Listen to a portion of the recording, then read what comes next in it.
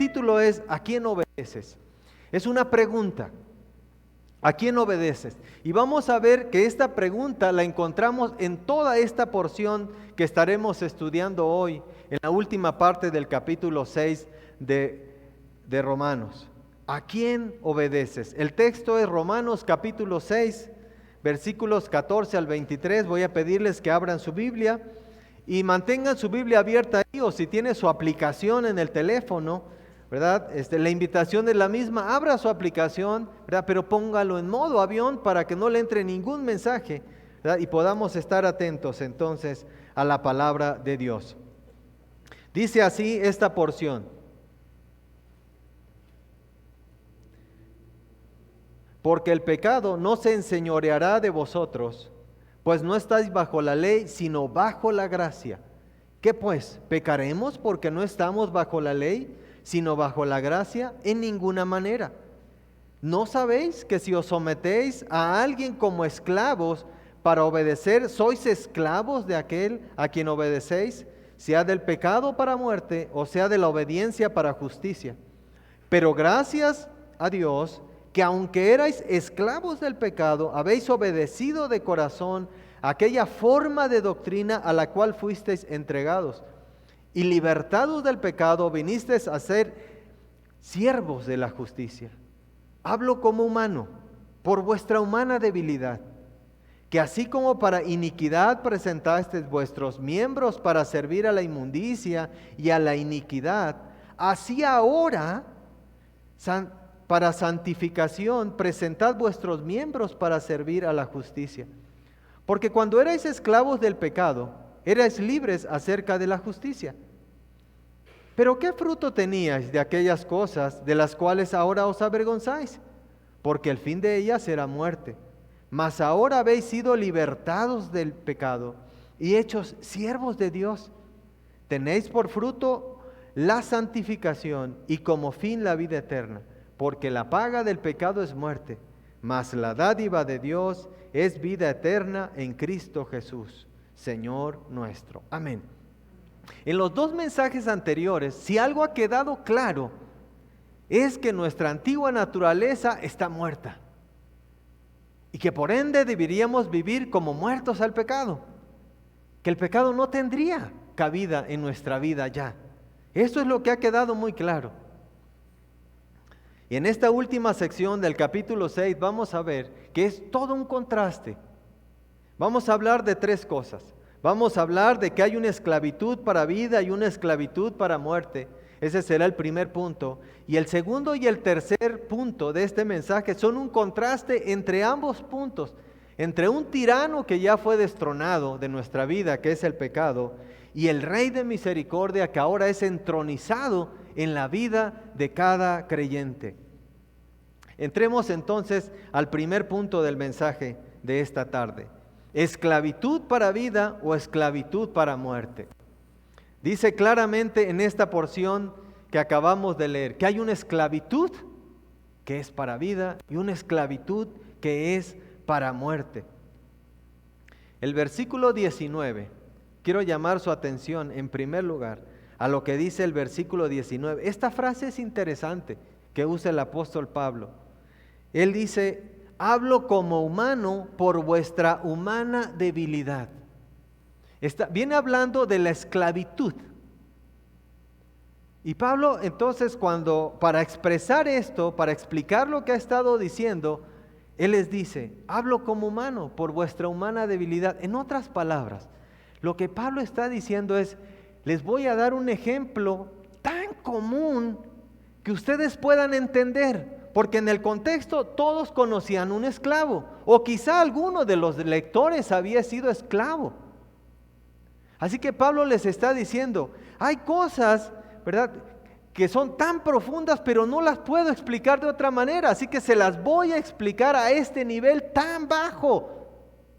Por eso está usando este ejemplo de la esclavitud, algo que era tan común para ellos. Y hermanos, este es un llamado para cada hijo de Dios. ¿Cómo está nuestro crecimiento espiritual? Después de que venimos a Cristo, ¿ha habido un crecimiento en nuestra vida? ¿Hemos desarrollado esa relación con Dios? ¿Nuestra comunión? nuestro conocimiento de la palabra.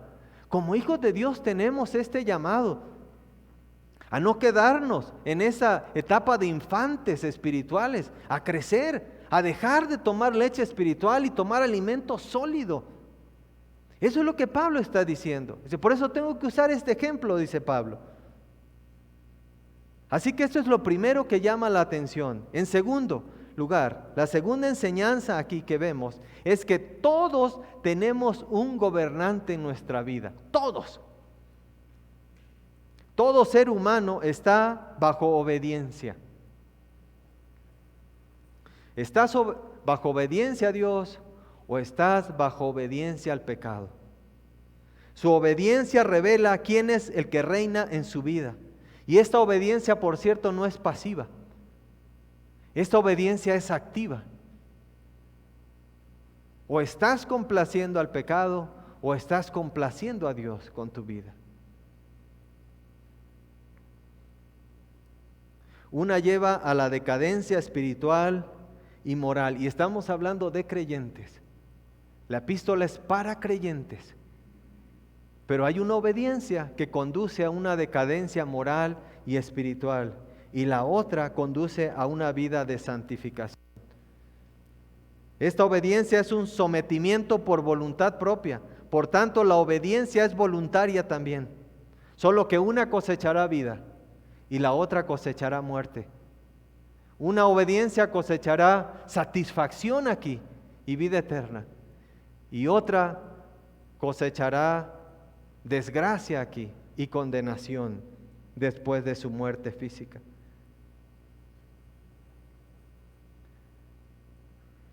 ¿A quién estás obedeciendo? ¿De quién eres esclavo? Dice el texto, o somos esclavos. En el versículo 16 dice, ¿no sabéis que si os sometéis a alguien como esclavos para obedecerle, sois esclavos de aquel a quien obedecéis? Sea del pecado para muerte o sea de la obediencia para justicia. A uno de ellos estamos esclavizados, hermanos. Solo que uno es cadena de un tirano cruel, el pecado. Y el otro tiene cadenas de amor.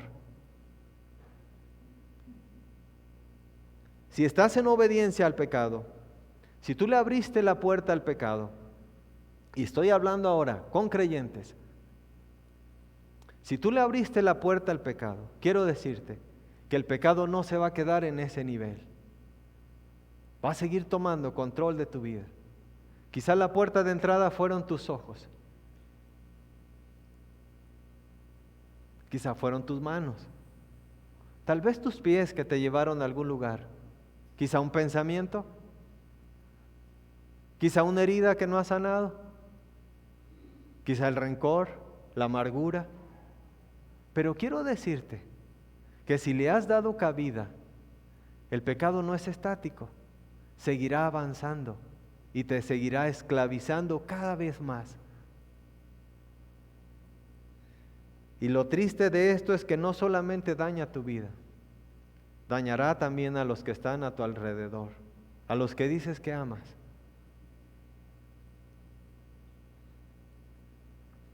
Gálatas 6:7 dice que Dios no puede ser burlado, porque todo lo que el hombre sembrare, eso también segará. El que siembra para su carne, de la carne segará corrupción, pero el que siembra para el Espíritu, del Espíritu segará vida eterna. Hermanos, todos vamos a cosechar. ¿Qué cosecha vamos a levantar? ¿O qué cosecha levantarán nuestros hijos de la vida que como padres estamos llevando, amados hermanos? Nuestros hijos van a cosechar. Y la tercera enseñanza que encontramos en este pasaje está en el versículo 17.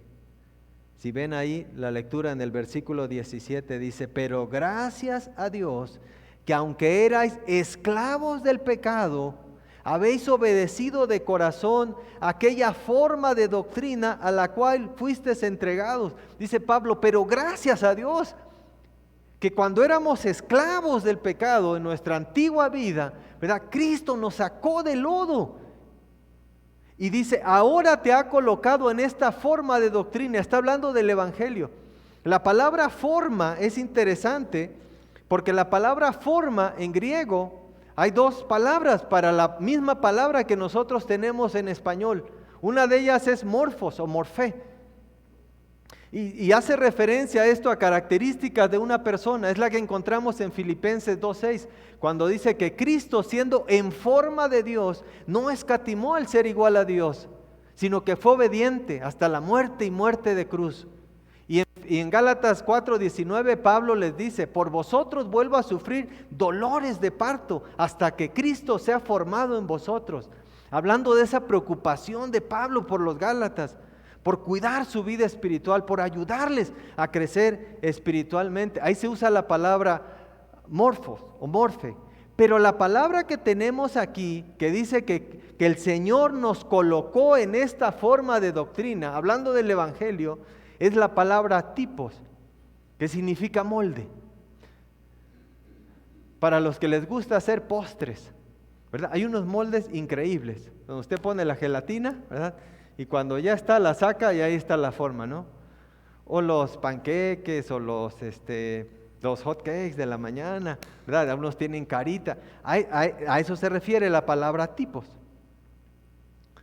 Así que dice Pablo, en primer lugar, que gracias a Dios, porque Dios es el que hizo posible todo, todo. Dios envió a su Hijo para pagar por tus pecados. Dios envió al Espíritu Santo para convencerte de pecado. Dios te dio vida para que pudieras reaccionar cuando estabas muerto en delitos y pecados. Dice Pablo, Dios hizo todo en la obra de tu redención. Todo se lo debemos a Dios, gracias a Él. Pero para ilustrar esta palabra, ¿verdad?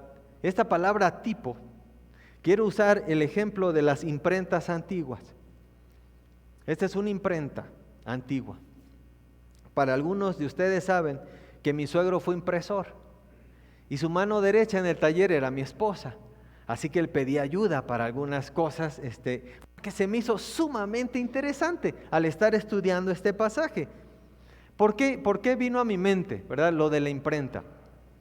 Porque para imprimir se utilizan tipos. Lo que aparece ahí en su imagen es un tipo. Son las letras del abecedario. A eso se le conoce tipos.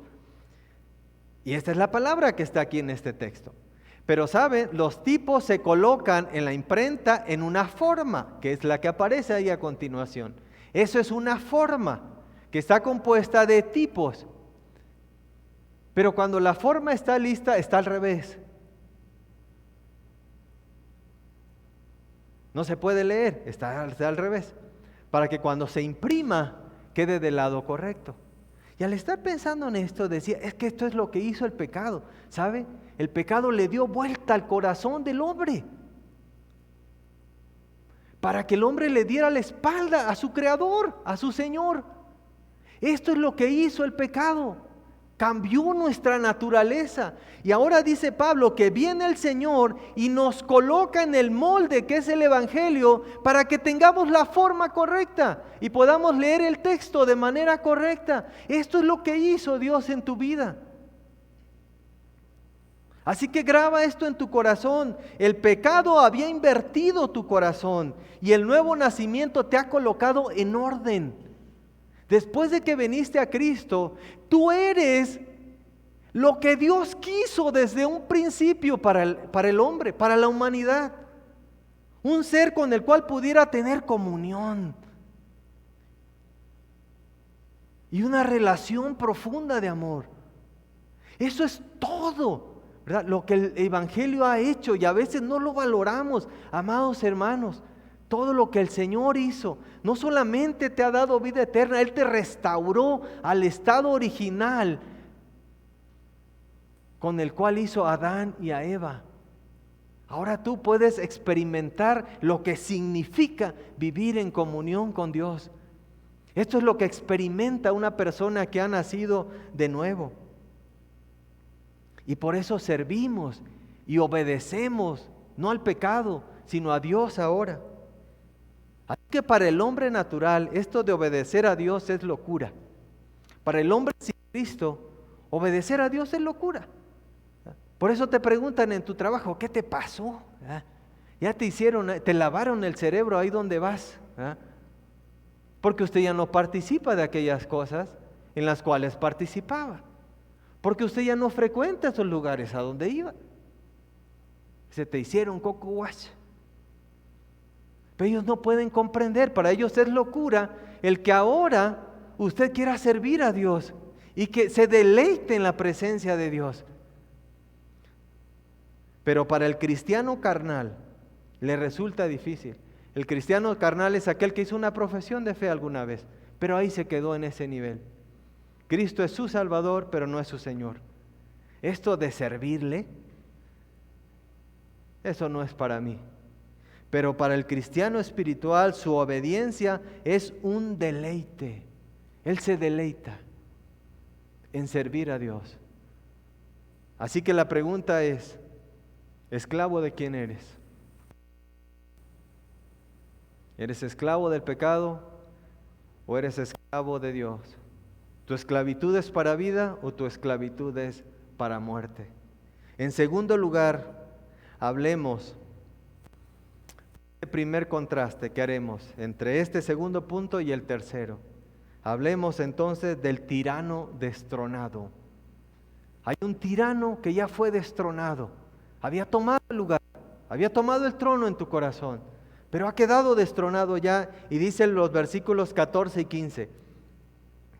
14 y 15, porque el pecado no se enseñoreará de vosotros, pues no estáis bajo la ley, sino bajo la gracia. ¿Qué pues? ¿Pecaremos porque no estamos bajo la ley, sino bajo la gracia? En ninguna manera.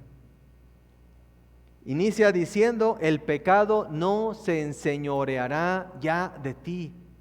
La palabra enseñorear es kyrio en griego. Y la raíz de esa palabra es kyrios, que significa Señor. ¿Sabes? Podemos distinguir en los evangelios cuando una persona había creído verdaderamente en Cristo, la forma en que le llamaba. Algunos le decían rabí, algunos le decían maestro, pero no todos le decían kyrios. Quien le decía kyrios estaba reconociendo que Cristo era el Mesías, que Cristo era Dios. Y el apóstol Pablo nos está diciendo aquí, el pecado ya no es tu Señor, ya fue destronado.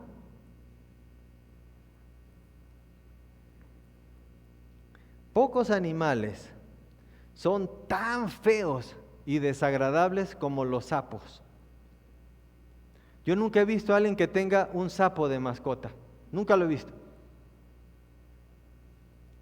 He visto rarezas increíbles de mascotas, las he visto como veterinario, pero nunca he visto un sapo.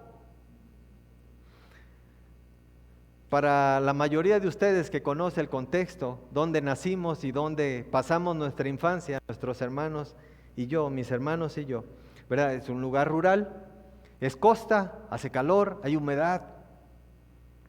Y en esos lugares, ¿verdad? Ahí donde nosotros nacimos, se acostumbra que esté la casa y el baño está separado de la casa, ¿verdad? Es inconcebible que un baño esté dentro de la casa. Los baños siempre están aparte. Así que los baños más o menos están como ese que está ahí, ¿verdad? De día esa es la imagen de un baño. Hay muchos árboles, lugares sombreados, uno se inspira ahí, pero ese es de día.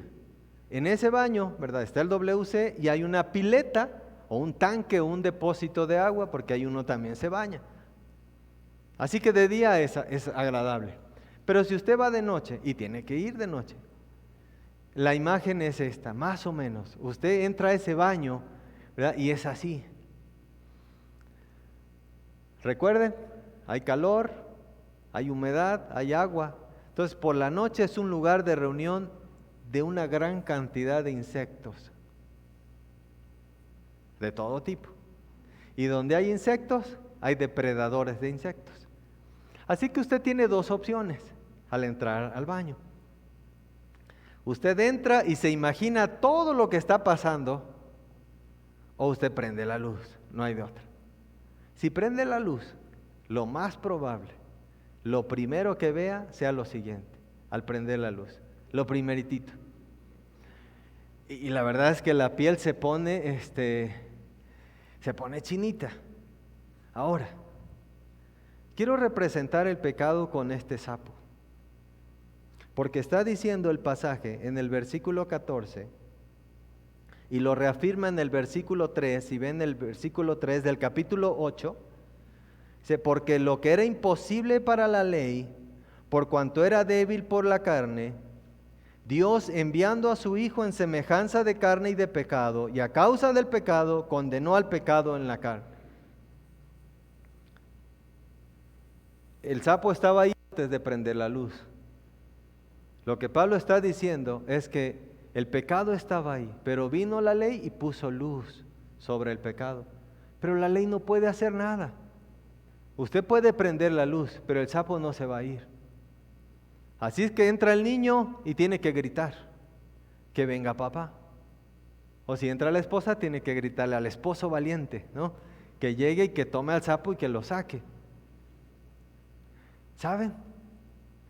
Eso es lo que está diciendo el texto. El pecado estaba ahí, vino la ley y puso luz sobre él, pero no hace nada la ley, solo señala. Y Hendrickson tiene un comentario interesante acerca de esto. Dice, la ley puede hacer muchas cosas.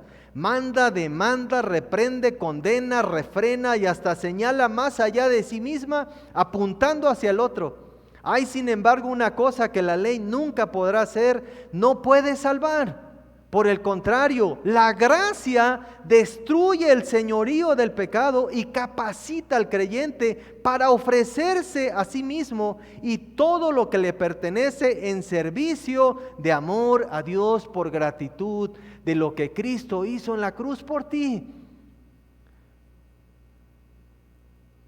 La ley no podía hacer nada, pero la gracia sí lo hizo. Y la gracia de Dios se manifestó cuando Cristo estuvo en la cruz y estuvo por ti. Por eso dice el texto, ¿por qué se ha de enseñorear el pecado sobre tu vida?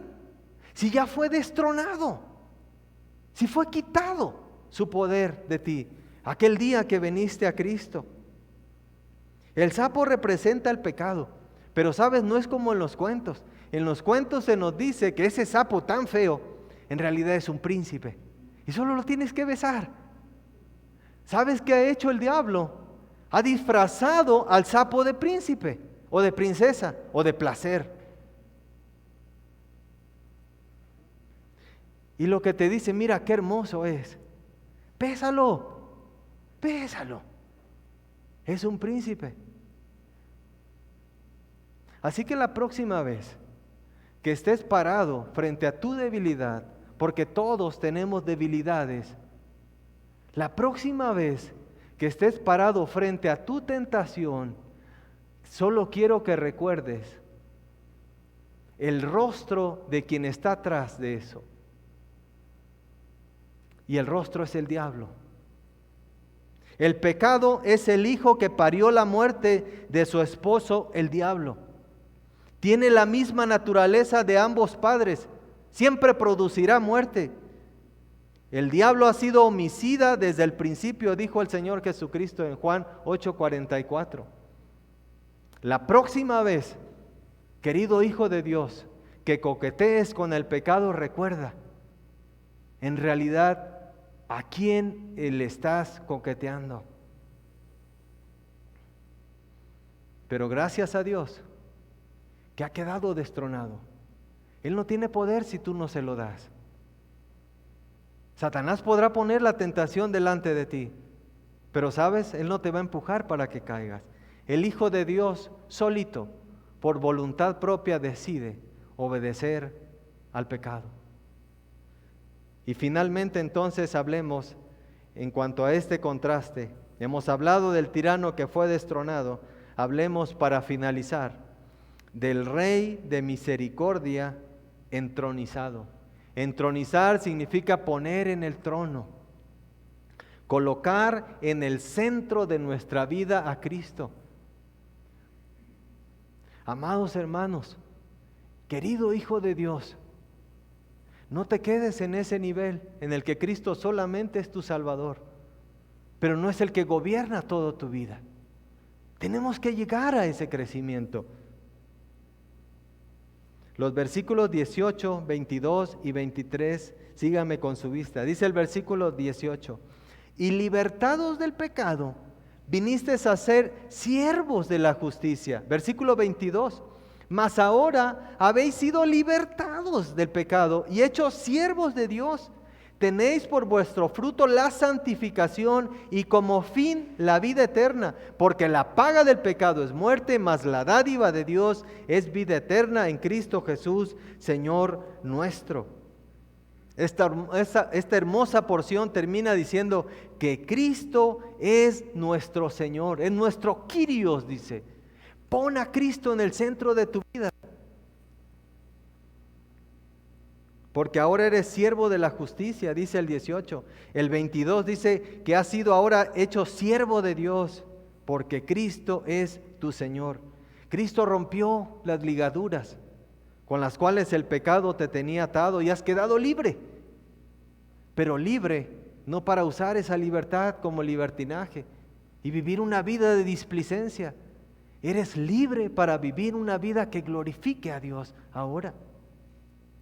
Fueron quitadas las cadenas del tirano, pero te fueron colocadas cadenas de amor. Y esto me encanta. Porque las cadenas que ahora tenemos puestas son cadenas de amor, de misericordia de nuestro Señor.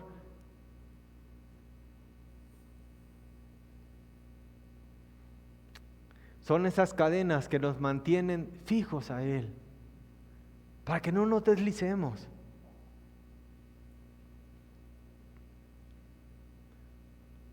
Para que sirvamos al Dios de amor, al justo, al misericordioso, al único sabio y Dios omnipotente. Ahora usted ya no obedece al pecado, ahora su obediencia está sometida a Cristo. Así que entroniza a Cristo en tu vida. Y esa es una decisión, amados hermanos, que tenemos que tomar cada día. No vivas un día sin que Cristo esté en el centro de tu vida. ¿Cuántas veces nos hemos arrepentido por aquellas malas decisiones que hemos tomado? Porque las tomamos de acuerdo a nuestro conocimiento, sin haber consultado a Dios. Así que cada día pon a Cristo en el centro de tu vida. Señor, ayúdame hoy a que las decisiones que tome sean de acuerdo a tu voluntad. No quiero equivocarme, Señor. Señor, ayúdame hoy a vivir en victoria. Señor, ayúdame hoy con mi tentación. Señor, ayúdame hoy con mi debilidad. Te pongo en el centro de mi vida y quiero que mi pensamiento y todo mi ser esté fijo a ti. Hermano, esta es la manera de vivir en victoria, pero lo tenemos que hacer de manera consciente, poner a Cristo en el centro de nuestra vida. Y esta hermosa porción termina con este tan conocido versículo 23, porque la paga del pecado es muerte, mas la dádiva de Dios o el regalo de Dios es vida eterna en Cristo Jesús, Señor nuestro. La idea de la palabra paga es el salario de un soldado que está bajo servicio. Y recuerden, hermanos, estamos hablando con creyentes. La epístola es para creyentes. Pero está hablando de que el pecado paga con muerte. ¿Cómo es esto? Si Cristo nos ha dado vida eterna, gracias a Dios, que tu pecado no te pagará con la muerte eterna porque ya fue pagado por Cristo, por la sangre de Cristo. Pero sí el pecado mata tu comunión con Dios, corta tu comunión con Dios, matará el gozo de vivir esa vida de cristianos, mata la relación entre esposos, mata la relación entre hijos. El pecado es tremendo. Yo puse un sapo que no es venenoso, pero hay sapos, ¿saben que son venenosos? Así es el pecado. Es tremendo, destruye todo. La paga del pecado es muerte. Siempre el pecado pagará con muerte. Si tú has consentido pecado en tu vida, quiero decirte que terminará dándote muerte en algún aspecto de tu vida. Producirá muerte.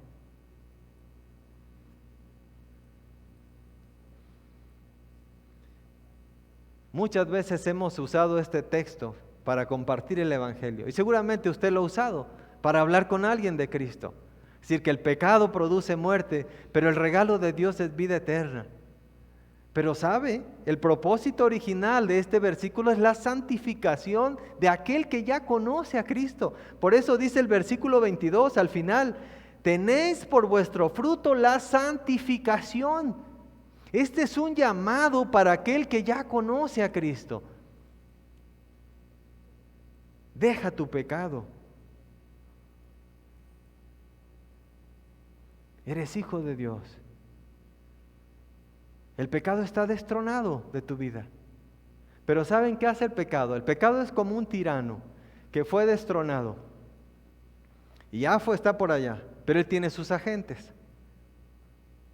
Envía. Y envía cierto pecado que tú sabes que lo vas a consentir y llega a tu vida. Y va a empezar a taladrar tus pensamientos. No le hagas caso a Dios. ¿A poco no vivías mejor antes?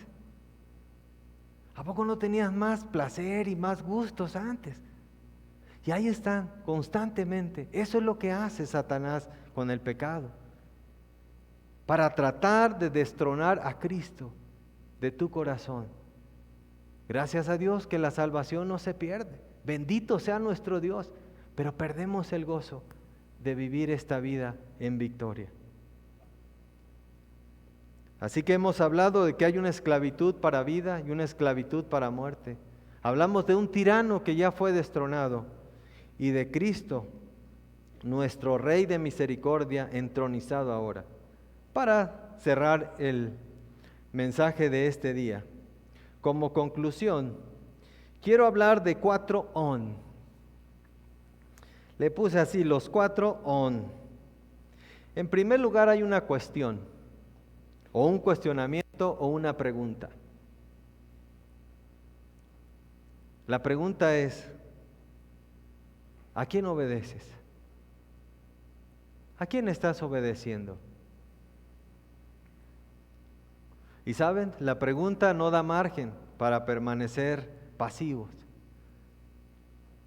La pregunta es como si nos llevaran a un rincón de la pared y donde ya no hay salida. Y tienes que responder la pregunta, no hay para dónde hacerse. ¿A quién estás obedeciendo? ¿Bajo las órdenes de quién estás? Como hijo de Dios estoy hablando. ¿A quién estás obedeciendo? ¿Al pecado o a Dios? En segundo lugar, es triste, pero lo tengo que mencionar. Quiero hablar de la omisión. Es triste, pero alguien como hijo de Dios, en el cual hay pecado en su vida, será omiso a este llamado. Y dirá: no es para mí, quiero seguir así. Solo quiero recordarte que vas a cosechar, vas a levantar cosecha de esa vida que estás llevando. Me gustaría que no hubiera este punto, pero tristemente la hay. Pero en tercer lugar quiero hablar de la convicción. La convicción es aquel que dice: Señor, hoy reafirmo mi deseo de seguir glorificándote con mi obediencia. Señor, sabes que me he esforzado, me ha costado, sí, pero deseo, Señor, seguirte honrando con mi vida. Y finalmente, de la decisión. Hoy hay una decisión que tomar. Como hijo de Dios, que por gracia eres salvo, ¿cómo está tu vida? ¿A quién está sometida tu obediencia? Pero también quiero hacer una invitación para usted que está aquí entre nosotros y para usted que nos sigue en línea. Y quizá este mensaje no ha tenido mucho sentido para usted. Esto es porque usted no tiene a Cristo en su corazón. Porque usted no ha nacido de nuevo, porque no tiene una relación personal con Dios. Quizá tenga una religión, quizá incluso asistas a alguna congregación, a algún lugar, pero no tienes a Cristo en tu corazón. Y esta es la invitación que yo quiero hacer para ustedes aquí. quiero decirte que Cristo fue a la cruz por tus pecados. La razón de los clavos en sus manos y en sus pies fue usted. Fuiste tú.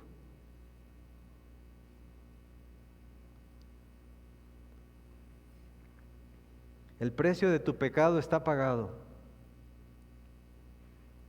Pero Cristo no puede forzar tu corazón. Es una decisión que tienes que tomar, y esa es la decisión más importante de todo ser humano. ¿Dónde pasará la eternidad? ¿En la presencia de Dios o en la condenación eterna?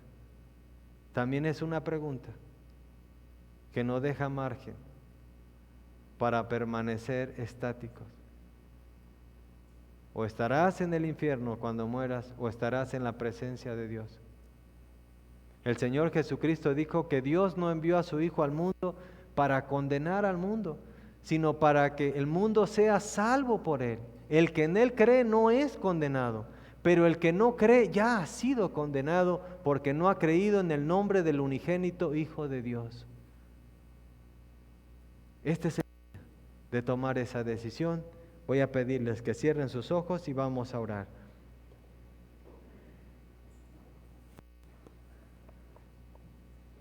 Si eres hijo de Dios, si tienes a Cristo en tu corazón, también hoy hay decisiones que tomar. Si la palabra de Dios ha señalado algo en tu vida y te ha mostrado algo que está ahí y que no es agradable delante de Dios, o que tu obediencia en realidad no es para Dios, que tu voluntad en realidad está dominada por el pecado, este es el día de consagrar nuevamente tu vida al Señor. Así que si alguien está tomando una decisión en este sentido, quiero pedir que levantes tu mano. Nadie está viendo, pero quiero orar por ti. Quiero de verdad interceder por el Señor, al Señor delante por ti. O ahí en casa, si el Señor ha señalado algo en tu vida, este es el día de tomar una decisión.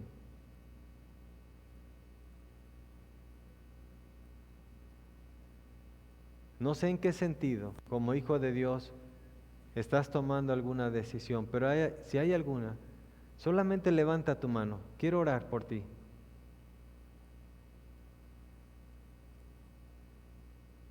Muy bien, puede bajar su mano.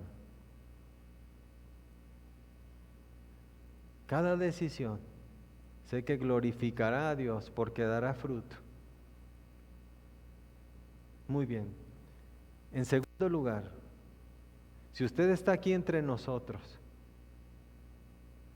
y se ha dado cuenta hoy que usted no tiene a Cristo en su corazón, que usted no tiene una relación personal con Cristo, yo le invito a que abra su corazón a Él. Pídele perdón por sus pecados y ábrale su corazón, invítele a entrar en su corazón, que Él sea su Salvador y su Señor.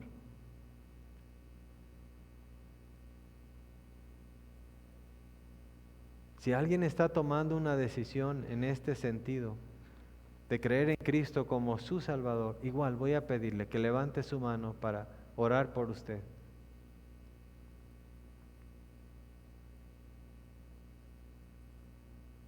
Alguien dice, yo hoy le abro mi corazón a Cristo, hoy le recibo como mi Salvador, hoy me entrego a Él.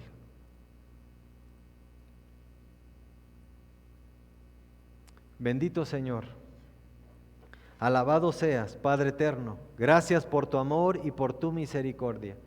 Gracias, Señor Dios, por la salvación que nos has dado en Cristo Jesús, y gracias por tu bendita palabra. Señor, ayúdanos.